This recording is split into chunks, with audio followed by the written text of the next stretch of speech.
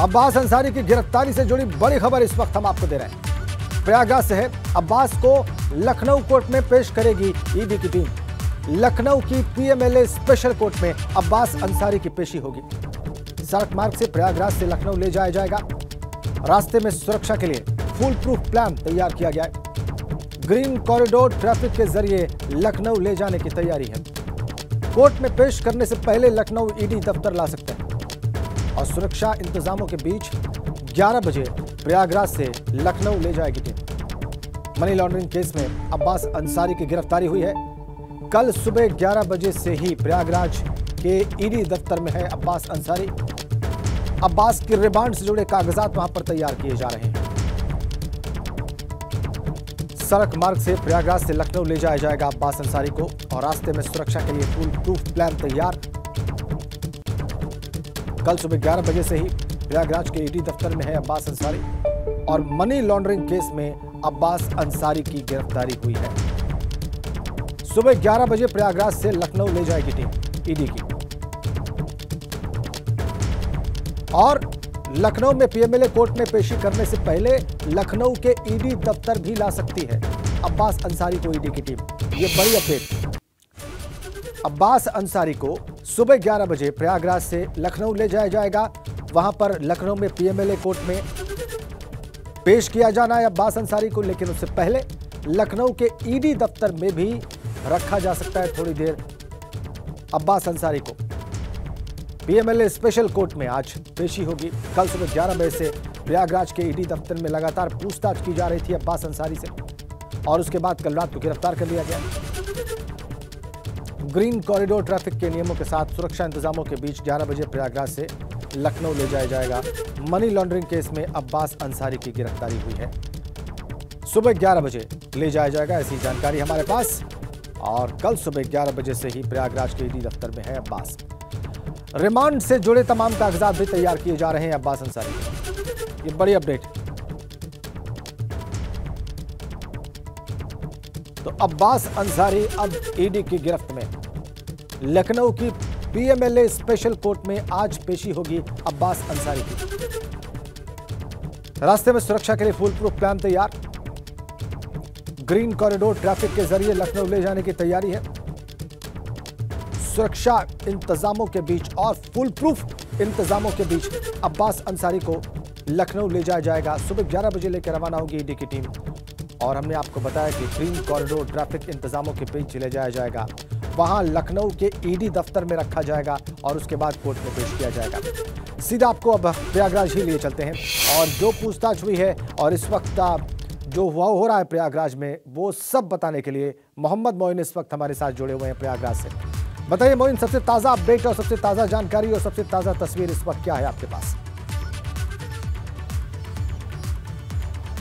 देखिए, अब ये साफ हो चुका है कि मनी लॉन्ड्रिंग केस में विधायक अब्बास अंसारी की गिरफ्तारी हो चुकी है। अब से कुछ देर बाद प्रयागराज के ईडी दफ्तर से अब्बास अंसारी को ले जाया जाएगा कोर्ट में पेश करने के लिए। और पिछले तकरीबन 24 घंटे से अब्बास अंसारी प्रयागराज की इसी जो ईडी की बिल्डिंग है, यहाँ पर ईडी का जो ऑफिस है वहीं पर मौजूद है। और आपको बता दें कि जो सामान्य तौर पर मामले होते हैं पूर्वी उत्तर प्रदेश के, उसकी जो पीएमएलए यानी prevention of money laundering act की जो स्पेशल कोर्ट है वो लखनऊ में है। तो आमतौर पर जो आरोपी होते हैं उनकी पेशी लखनऊ कोर्ट में ही कराई जाती है।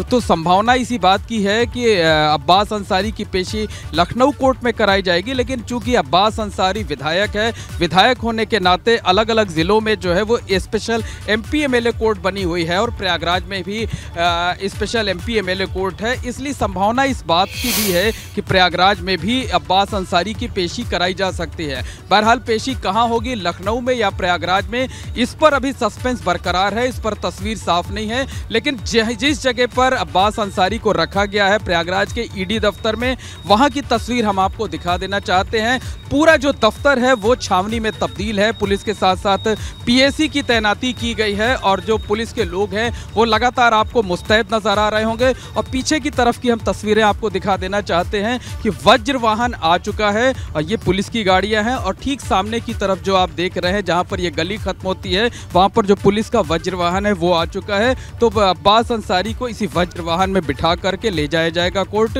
हालांकि अभी ये साफ नहीं है कि उसे लखनऊ ले जाया जाएगा या प्रयागराज की ही स्पेशल MP MLA कोर्ट में पेशी होगी। तो अभी बहुत ज्यादा जो है वो सक्रियता नजर नहीं आ रही है। इससे ये उम्मीद लगाई जा सकती है कि अभी यहाँ से निकालने में तकरीबन कम से कम 1 घंटे का वक्त लग सकता है। तो ये ज़रूर बात है कि अब्बास अंसारी पर शिकंजा जो है वो कसा हुआ है। और जो सूत्र हमें जानकारी दे रहे हैं कि अब्बास अंसारी को रात में भी इसी दफ्तर में रखा गया था और रात के वक्त जब मेडिकल कराए जाने के बाद रात तकरीबन 12:30 बजे उसे वापस दोबारा ED के दफ्तर में लाया गया था। उसके बाद से उससे पूछताछ नहीं की गई है, उससे बयान नहीं लिया गया है। अब्बास अंसारी को यहीं पर रोका गया है और जो सूत्रों से जानकारी मिली है कि अब्बास अंसारी रात भर सोया नहीं है, वो बैठकर इबादत करता रहा है। सुबह के वक्त उसे नाश्ता दिया गया, लेकिन उसने सिर्फ चाय और बिस्किट ली थी। वो लगातार पानी मांग रहा है। और जो ED की टीम है वो जो कोर्ट में कागजात दाखिल करेगी उसमें ये तो बताएगी ही कि पिता मुख्तार अंसारी के खिलाफ जो मनी लॉन्ड्रिंग का केस है उसमें अब्बास अंसारी की सहभागिता है, मिली भगत है। अब्बास अंसारी ने भी अवैध तरीके से संपत्तियां अर्जित की हैं, काली कमाई की हुई है, लेकिन जांच में सहयोग नहीं देने का एक बड़ा आरोप ED की तरफ से लगाया जाएगा और इस बारे में कोर्ट को जानकारी दी जाएगी। तो ED की तरफ से ये बताने की कोशिश की जाएगी कोर्ट को कि जो जांच की जा रही थी, जो पूछताछ की जा रही थी, उसमें अब्बास अंसारी कतई सहयोग नहीं कर रहा था। तमाम सवालों के जवाब पर वो चुप्पी साध लेता था या उससे जो कोई जानकारी मांगी जाती थी तो वो कोई जानकारी देने को तैयार नहीं था। तो जांच में असहयोग एक बड़ी बात है। देखिए पीछे से हम आपको तस्वीर दिखाना चाहेंगे कि जिस सिविल लाइंस पुलिस स्टेशन में ये ED का दफ्तर आता है, वहाँ के इंस्पेक्टर फोर्स के साथ आ रहे हैं। इसका साफ मतलब है कि अब जो है अब्बास अंसारी को यहाँ से कोर्ट ले जाए जाने की जो तैयारी है वो तेज होती जा रही है। तो ये जो स्थानीय पुलिस स्टेशन है वहाँ के इंस्पेक्टर हैं, इंचार्ज हैं, जो बाकी पुलिसकर्मी हैं, वो जो है आप देख सकते हैं कि वो ED के दफ्तर के अंदर दाखिल हो रहे हैं और पूरा का पूरा जो दफ्तर है वो छावनी में तब्दील है। तो अब्बास अंसारी की गिरफ्तारी पर मुहर लग चुकी है, लेकिन उसे किस कोर्ट में पेश किया जाएगा अभी ये साफ नहीं है। संभावनाएं दोनों हैं कि लखनऊ की जो स्पेशल ED कोर्ट है वहाँ पेश किया जा सकता है या जो प्रयागराज की स्पेशल MP MLA कोर्ट है वहाँ भी पेश किया जा सकता है। सुरक्षा कारणों के मद्देनजर अभी ED के अधिकारी या जो पुलिस के अधिकारी हैं वो खुलकर कुछ भी बताने से मना कर रहे हैं। उनका साफ तौर पर कहना है कि बेहद संवेदनशील मामला है और सुरक्षा के मद्देनजर इस बारे में कोई जानकारी मीडिया को नहीं दी जा सकती है। लेकिन जो कानून के जानकार हैं उनका ये कहना है कि सामान्य तौर पर अगर ये मामला होता, अब्बास अंसारी विधायक नहीं होता, तो उसे लखनऊ की स्पेशल ED कोर्ट में ही पेश किया जा सकता था, आपने दिखाया करना पड़ता, लेकिन चूंकि वो विधायक है इसलिए उसे प्रयागराज की स्पेशल कोर्ट में भी पेश किया और इससे पता चलता है कि अब कोर्ट में पेश किए जाने की तैयारी है वहां पर व्यवस्था की। हमारे 2 संवाददाता हमारे साथ और इस वक्त कनेक्ट हैं। विवेक त्रिपाठी लखनऊ से, जहां के PMLA कोर्ट में, स्पेशल कोर्ट में ले जाया जा सकता है अभी अब्बास अंसारी को। इसके अलावा दिल्ली से अविनाश तिवारी हमारे साथ कनेक्ट है, लेकिन हम पहले लखनऊ चलेंगे विवेक के पास और उनसे जानकारी प्राप्त करेंगे कि उनके पास क्या सूचनाएं हैं अब्बास अंसारी को लखनऊ ले जाए जाने की कोर्ट में पेशी के लिए। विवेक। राजेंद्र, जैसा हमारे प्रयागराज के साथी मोइन ने बताया कि वहां पर MP MLA कोर्ट तो है लेकिन PMLA कोर्ट नहीं है और ED का जोनल मुख्यालय चूंकि लखनऊ में है, प्रयागराज एक यूनिट है, अलग यूनिट है, उसकी एक ब्रांच है, एक शाखा है और PMLA कोर्ट भी लखनऊ में ही है। बहुत स्पेसिफिक केस है मनी लॉन्ड्रिंग का। जितने भी मनी लॉन्ड्रिंग के मामले होते हैं वो उनकी पेशी, उसमें जो आरोपी पकड़े जाते हैं, गिरफ्तार किए जाते हैं, उनकी पेशी PMLA कोर्ट में ही होती है जो लखनऊ में है। तो संभावना यही है 99% कि अब्बास अंसारी को प्रयागराज से सीधे लखनऊ लाया जाएगा और लखनऊ में यहाँ PMLA कोर्ट में उसकी पेशी कराई जाएगी। लेकिन कुछ विशेष परिस्थितियाँ, कुछ अपरिहार्य कारण ऐसे हो सकते हैं कि वहाँ पर भी उसको स्थानीय कोर्ट में पेश करके कुछ समय मांगा जा सकता है। हालांकि इसकी संभावना बहुत ही कम है। ये तय है, लगभग ये तय माना जा रहा है, चूँकि लखनऊ के जोनल ऑफिस में ED के सारे अधिकारी तैयार बैठे हैं। अब्बास अंसारी के जो वकीलों की फौज है वो भी यहाँ एक्टिव हो गई है लखनऊ में और कोर्ट 10 बजे का समय था जब कोर्ट खुलनी थी, 10 बजे के आसपास वो पहुँच चुके होंगे हमारी टीम भी, गंगा की टीम भी कुछ देर में वहां पहुंचेगी और वहां की गतिविधियों का नज़ारा अपने दर्शकों को दिखाएगी। लेकिन अब्बास अंसारी की पेशी 99% लखनऊ में ही होगी, पीएमएलए कोर्ट में होगी, ये तय है। गतिविधियां यहाँ जिस तरह से ईडी मुख्यालय में हैं और कोर्ट में हैं, उससे ये साफ हो गया है। चूँकि ईडी के जो अधिकारी हैं, जो यहाँ पर रीजनल डायरेक्टर हैं, वो लगातार वहाँ के ज्वाइंट डायरेक्टर से बात कर रहे हैं। मनीष यादव ज्वाइंट डायरेक्टर हैं ईडी के प्रयागराज यूनिट के, उनसे लगातार संपर्क चल रहा है, बातचीत हो रही है। और बातचीत ये हो रही है कि आखिर कितनी देर में क्या है, रास्ता कैसा है, रूट क्या रहेगा। चूँकि देखिए दोनों चीज़ें हैं, सुरक्षा का भी मामला है और लॉ एंड ऑर्डर का भी मामला है, इसलिए सारी चीज़ों को ध्यान में रखते हुए सारे फैसले किए जाएंगे। अगर सड़क मार्ग से लाया जाएगा तो रूट क्लियर होगा, चूँकि वर्किंग डे है, शनिवार है, ऐसा नहीं है कि छुट्टी का दिन हो, तो वहाँ भीड़ और तमाम रूट, प्रयागराज ऐसी जगह है जहाँ से बाहर निकलते निकलते बहुत सारी जगह पर बिल्कुल ट्रैफिक, हाई ट्रैफिक होता है, वॉल्यूम बहुत ज़्यादा होता है, तो रास्ते में जितने भी मिलेंगे सब जगह ट्रैफिक खाली कराया जाएगा। मोइन हमारे साथी बता चुके हैं कि क्या रूट रहेगा, कैसे रहेगा, लेकिन ये 99% तय है कि कुछ देर बाद वहाँ से लेकर निकलेंगे और लंच आवर्स के बाद यहाँ पर जो पीएमएलए कोर्ट है वहाँ पर अब्बास की पेशी होगी और उसके बाद जो स्वाभाविक प्रक्रिया होती है जेल भेजने की, चूंकि वकील कोशिश कर रहे हैं कि जमानत मिल जाए, लेकिन जमानत नहीं ग्रीन कॉरिडोर ट्रैफिक के इंतजामों के साथ लखनऊ ले जाया जाएगा, अगर लखनऊ ले जाया जाता है तो, और इसी बात की संभावना ज्यादा है। और आप कह रहे हैं कि वकीलों की एक टीम, एक बैटरी जो है अब्बास अंसारी की जो गिरफ्तारी हुई है उसके बाद उसको राहत दिलाने के लिए लखनऊ में भी सक्रिय है। ये आप बड़ी महत्वपूर्ण जानकारी दे रहे हैं। लेकिन दिल्ली में मौजूद है अब्बास अंसारी के घर के बाहर ही, जो दिल्ली का घर है अब्बास अंसारी का, अविनाश तिवारी हमारे सहयोगी। और अविनाश, आपने हमारे दर्शकों को बताया कि वहां पर भी एक लीगल टीम जो अब्बास अंसारी की पैरवी करके उसको राहत दिलाना चाहती है, और फिलहाल चूंकि अब गिरफ्तारी हो गई है तो ये एक किस्म का आपातकाल है उस टीम के लिए। उसकी सक्रियता के बारे में आपके पास क्या जानकारी है? देखिए राजेंद्र, सबसे पहले मैं बता दूं, मैं इस वक्त अफजाल अंसारी, जो कि अब्बास अंसारी के पिता के बड़े भाई हैं और सांसद है गाजीपुर से, उनके घर के बाहर मौजूद हूँ। अफजाल अंसारी इस वक्त गाजीपुर में, मेरी उनसे बातचीत हुई, उन्होंने बताया कि वो गाजीपुर में और जो भी कानूनी दावपेच है या कानूनी प्रक्रिया जो भी है उसका वो सम्मान करते हुए अब्बास के लिए जो भी होगा वो करेंगे। उन्होंने साफ तौर पे इतनी बात कही। लेकिन अगर बात करें तो बीते दिनों सुप्रीम कोर्ट में अब्बास अंसारी का केस लड़ा था कपिल सिब्बल ने, और कपिल सिब्बल ही अब्बास अंसारी की वकील है, तो इस पूरे मामले को वो स्टडी कर रहे हैं कि किस तरीके से ईडी ने पूरा केस चार्ज किया है और किन मामलों में हिरासत में लिया जा रहा है और क्या कुछ कोर्ट में ईडी अपनी ओर से कहेगी। तो उसके क्रॉस आर्गुमेंट के लिए कपिल सिब्बल पूरी तरीके से वकीलों को दिशा निर्देश दे रहा है कि कपिल सिब्बल खुद नहीं जा रहे हैं, लेकिन जो टीम लखनऊ में मौजूद है, जो प्रयागराज में मौजूद है और दिल्ली से अपनी ओर से वो कुछ वकीलों को भेज रहे हैं जो कि जा करके आर्गुमेंट करेगी कोर्ट के अंदर कि ईडी हिरासत में न लेने पाए अब्बास अंसारी को। इसके अलावा अगर बात करें तो एक बड़ी वकीलों की फौज अंसारी परिवार की है। दिल्ली के अंदर ही बात करें तो मुकुल रोहतगी और विकास सिंह जैसे बड़े वकील मुख्तार अंसारी के केस लड़ चुके हैं जब वो पंजाब से यूपी शिफ्ट हो रहे थे, लेकिन अब्बास अंसारी का पूरा केस लड़ा है कपिल सिब्बल ने। तो लिहाजा उस पूरे मामले को स्टडी कर रहे हैं। और कल से ही अगर बात करें, जब से ईडी के पास वो पूछताछ के लिए पहुंचे थे, तो एक जानकारी यहाँ पे वकीलों को दे दी गई थी, प्रयागराज में भी, लखनऊ में भी, दिल्ली में भी, कि ईडी के पास पूछताछ के लिए जा रहे हैं। वकीलों ने उनको दिशा निर्देश भी दिया था कि किस तरीके से पूछताछ में अपनी बात रखें और किस तरीके से साक्ष्यों को वहाँ प्रस्तुत करें। तो उसके बाद जिस तरीके से ईडी ने पूछताछ के बाद अब हिरासत के लिए आगे कोर्ट में पेश करने जा रही है अब्बास अंसारी को, तो इसके लिए पूरी जो एक लॉ की टीम है वो पूरी तरीके से तैयार है। अब कोर्ट के अंदर क्रॉस आर्गुमेंट जरूर होगा, लेकिन देखने वाली बात यह होगी कि कोर्ट क्या हिरासत में देता है अब्बास अंसारी को या नहीं, क्योंकि ईडी को भी अपनी ओर से तमाम तरह साक्ष्य और दावे रखने होंगे। वहीं अगर बात करें तो अब्बास अंसारी के जो वकील रहेंगे वो भी अपनी ओर से क्रॉस आर्गुमेंट में तमाम तरह साक्ष्य पेश करेंगे। तो अब ये कोर्ट निर्धारण करेगा कि किसके दावे मजबूत हैं, क्या अब्बास अंसारी को हिरासत में दिया जाए या न दिया जाए। लेकिन फिलहाल अभी अफजाल अंसारी के घर की अगर बात करें तो तस्वीरें आपको दिखा देते हैं। यहाँ पे कोई नहीं, क्योंकि अगर बात करें तो अंसारी परिवार का कोई भी सदस्य जब दिल्ली आता है तो इसी कोठी में रखता है। 22 जनपद है ये कोठी का नंबर और सरकारी आवास है, क्योंकि अफजाल अंसारी सांसद हैं तो उनको ये आवास मिला हुआ है। इसी आवास पे आके उनके परिवार के तमाम सारे सदस्य किसी भी कार्य के लिए आते हैं दिल्ली, चाहे वो इलाज के लिए हो, चाहे कानूनी दावपेच के लिए हो, यहीं पर आके रुकते हैं। लेकिन फिलहाल अभी यहाँ पे कोई नहीं है। अफजाल अंसारी खुद गाजीपुर में है, वो वहाँ पे मीडिया से मुखातिब होने के लिए तैयार भी है और अपनी बात रखने के लिए तैयार भी है। ठीक है, लेकिन यहाँ पे अगर बात करें तो अविनाश, आप कह रहे हैं कि अफजाल अंसारी अभी वहाँ नहीं है गाजीपुर में, लेकिन कपिल सिब्बल इस केस को स्टडी कर रहे हैं और वो अपनी ओर से भी कुछ वकीलों को भेज सकते हैं अगर कोई मामला कोर्ट में जाता है वहां पर सुप्रीम कोर्ट में। लेकिन एक बार मोइन के पास चलेंगे। मोइन, सुप्रीम कोर्ट ने गिरफ्तारी पर रोक लगाई थी और उसके बाद ईडी ने गिरफ्तार किया है। ये जो तकनीकी पेचीदगी है हमारे दर्शकों को आप समझाएं मोइन।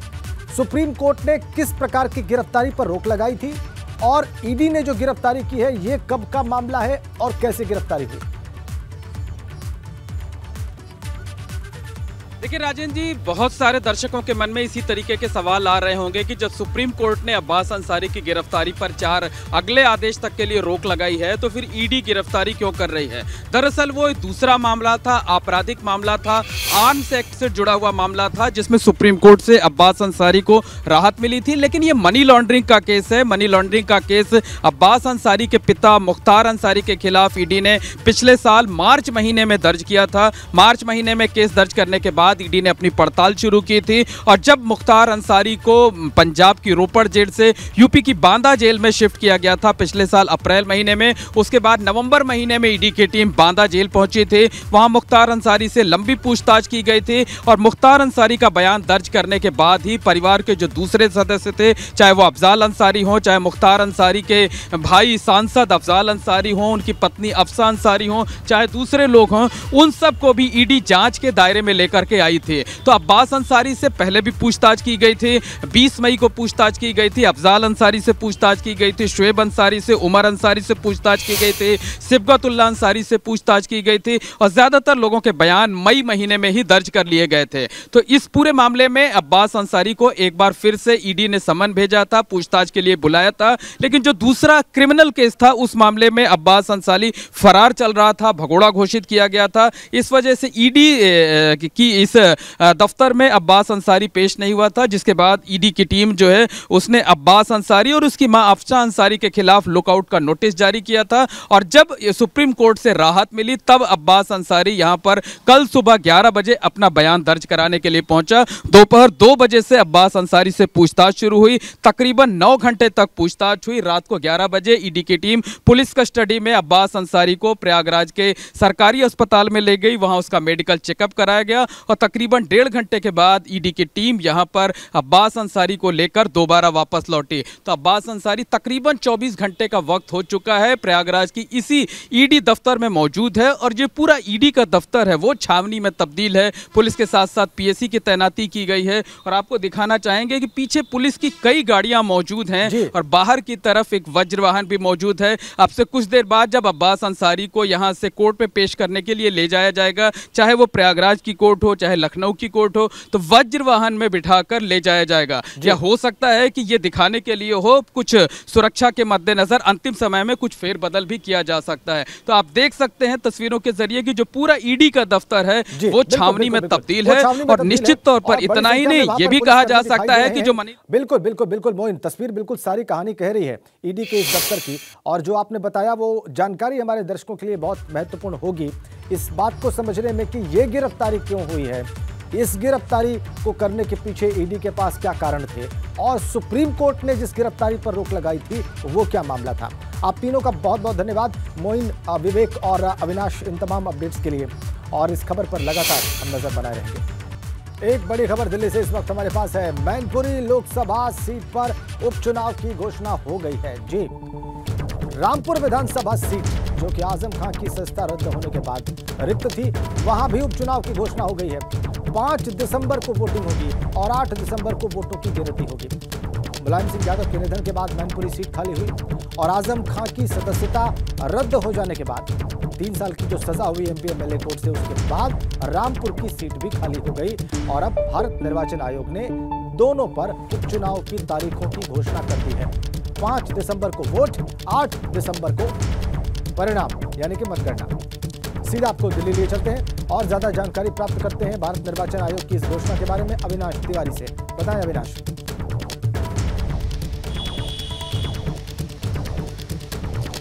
जी देखिए राजेंद्र, अगर बात करें तो इलेक्शन कमीशन ने मैनपुरी लोकसभा उपचुनाव के लिए और इसके साथ साथ रामपुर में उपचुनाव के लिए तारीखों का ऐलान कर दिया है। 10 तारीख से नामांकन की शुरुआत होगी, 17 तारीख तक नामांकन होगा और इसके बाद 18 तारीख को स्क्रूटनी होगी और 21 नवंबर को नामांकन वापसी लेने की आखिरी तिथि होगी। तो ये तमाम जो कार्यक्रम की घोषणा चुनाव आयोग ने कर दिया है। चूंकि अगर बात करें तो नेताजी मुलायम सिंह यादव का निधन पिछले महीने यानी कि अक्टूबर के महीने में हुआ था, जिसके बाद मैनपुरी की जो लोकसभा सीट है वो रिक्त हुई है और आजम खान की सदस्यता अगर बात करें जिस तरीके तरीके से अभी कुछ दिन पहले ही रद्द की गई है विधानसभा अध्यक्ष सतीश महाना की ओर से, क्योंकि उनको 3 वर्ष की सजा हो गई थी MP MLA कोर्ट से हेट स्पीच के मामले में। तो ये दोनों सीट रिक्त होने के बाद अब इस पे चुनाव की तारीखों का आज ऐलान चुनाव आयोग ने कर दिया। सबसे दिलचस्प बात, देखने वाली बात ये होगी कि ये दोनों सीट समाजवादी पार्टी के पास रही है, चाहे मैनपुरी लोकसभा सीट की बात करें या फिर रामपुर विधानसभा सीट की बात करें। अब समाजवादी पार्टी के पास देखना ये होगा कि किस तरीके से चुनाव लड़ती, क्योंकि आजम खान तो चुनाव लड़ नहीं पाएंगे और नेताजी अब इस दुनिया में रहे नहीं, तो कौन से ऐसे परिवार के सदस्य को मैनपुरी से चुनाव लड़वाते हैं अखिलेश यादव,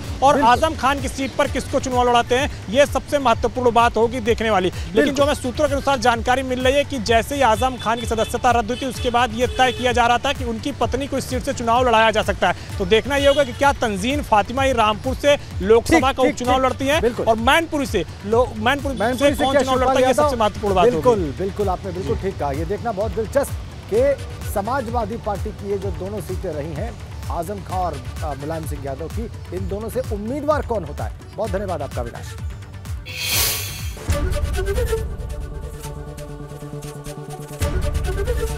ABP गंगा, खबर आपकी, जुबान आपकी।